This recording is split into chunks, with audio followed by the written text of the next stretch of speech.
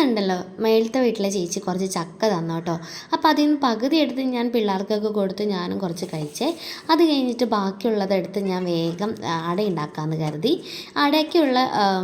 അടയ്ക്കുള്ള ചക്കയൊക്കെ ഉണ്ടല്ലോ ഞാൻ തലേദിവസം തന്നെ വരട്ടി കുഴച്ച് വെച്ചിരുന്നു കേട്ടോ.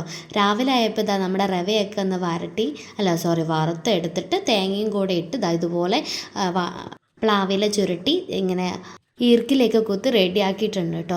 അത്യാവശ്യം ഒരു 6-7 കിട്ടി. മുകളിൽ ചേച്ചിക്കും കൊടുക്കണം, എനിക്കും കഴിക്കണം.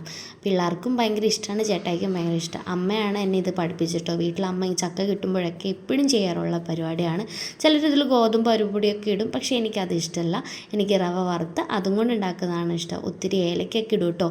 അപ്പോൾ നല്ല മണവും നല്ല ടേസ്റ്റാണ്. അപ്പോൾ ഈ വർഷത്തെ ആദ്യത്തെ ചക്കയും കൂടെയാണ്.